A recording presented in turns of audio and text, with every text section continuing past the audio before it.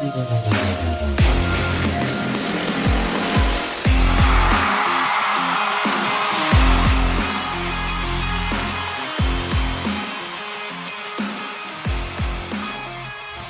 right, Colts Nation, another Saturday, meaning another day where we have one more night of sleep.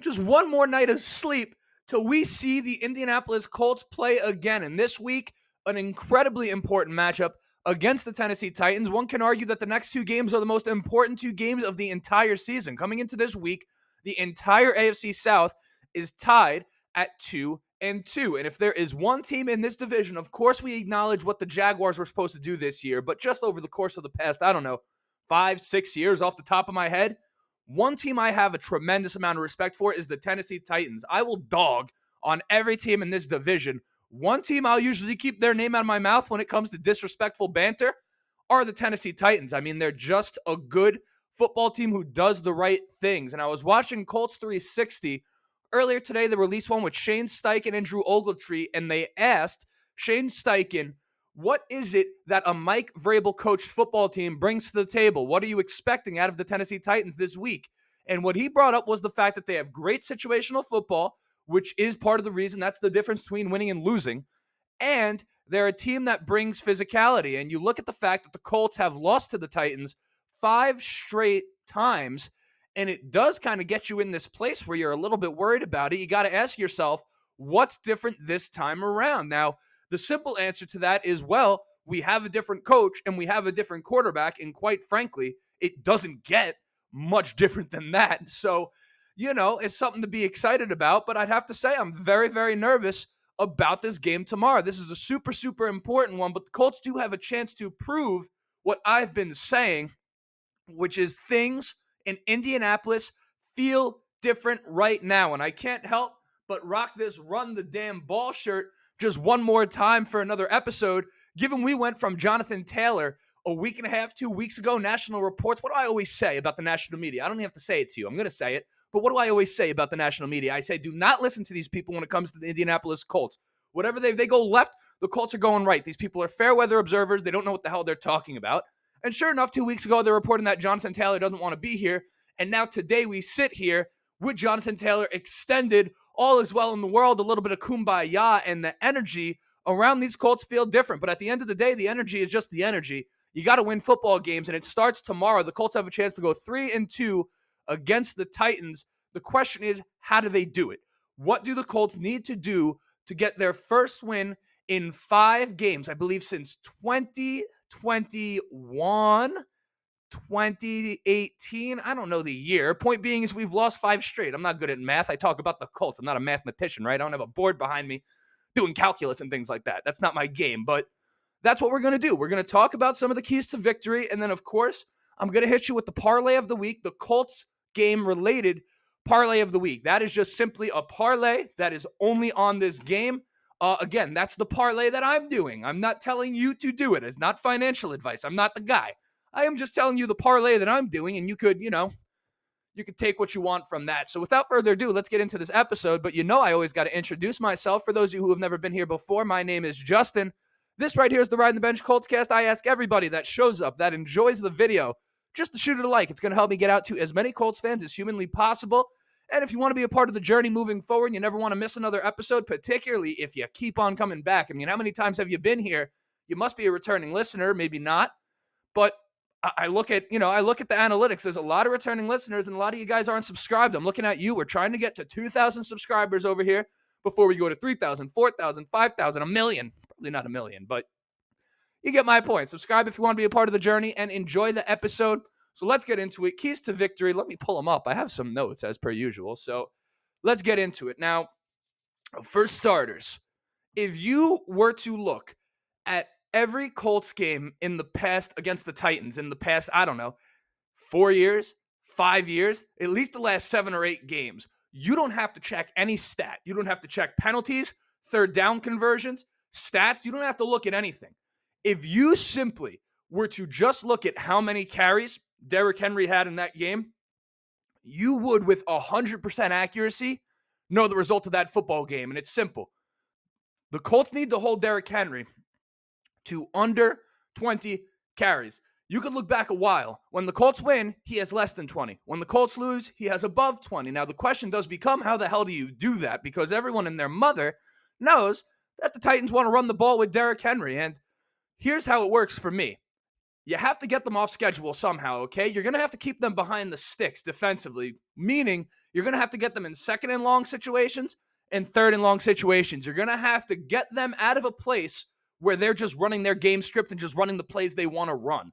You're going to have to make them work for it, and that starts with playing good defense on first down. And then another way to go about it is to control the time of possession. If you're able to hold on to the football as the Colts, a.k.a. run the damn ball. I mean, you got Taylor, you got Richardson, you got Zach Moss. There's a lot of potential in this running game, and Shane Steichen, we know, is a maestro when it comes to that type of thing.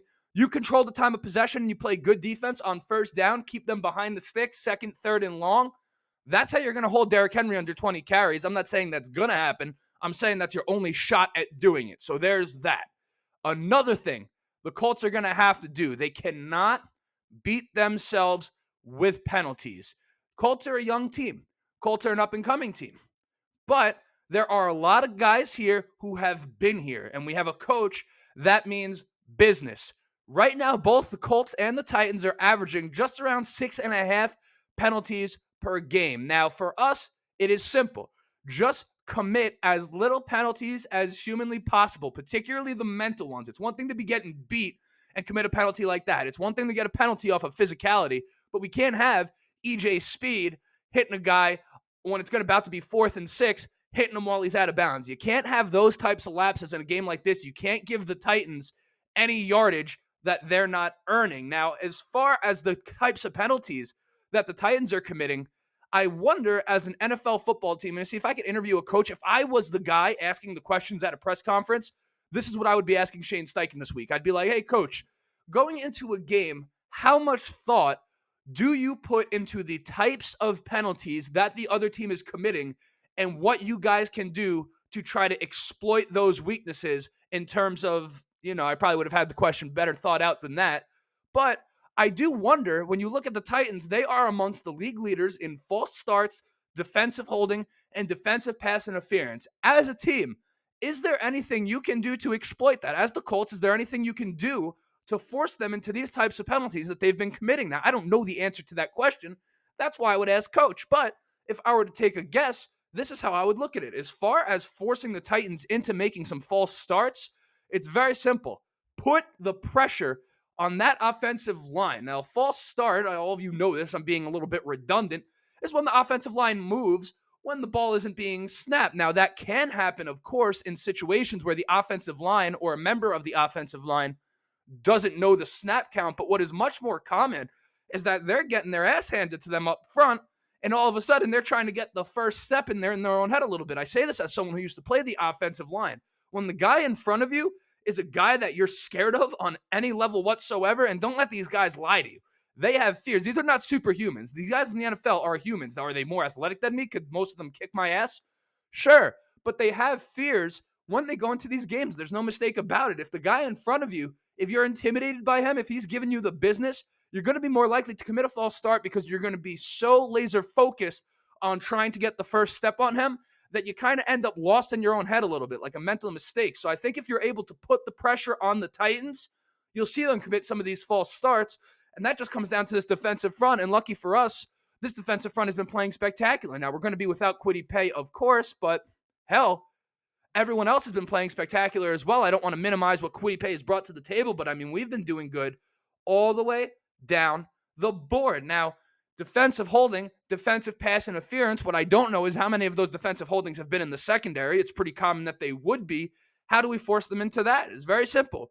Attack this secondary when possible. You don't want to be reckless, but you do want to put them in some positions that are less than advantageous for them. You want to push the ball down the field. You want to get guys in motion, and you want to get this defense crossing a little bit all over the place and trying to figure out where the hell are these receivers going and trying to really, really attack them. You want to get aggressive here if you want to force them into some of these penalties. Now, I don't know if that's something that it all goes into the game plan of the Indianapolis Colts, but it's just something that I'm observing. And again, if I had the opportunity to ask the question to Coach Steichen, I would. And The third thing that I view as a key to victory is something we've been doing all year, which is part of the reason we're 2-2 and part of the reason we could really be 3-1 had like a kick gone in the middle of a game, is Shane Steichen needs to make it easy on Anthony Richardson from a play calling standpoint in this game. We cannot lose the turnover battle, and we have to make sure that Anthony Richardson isn't going to lose this game for us. It was something coming into the season we expected. We said there's going to be moments where he wins it for us, and there's going to be moments where he loses it for us.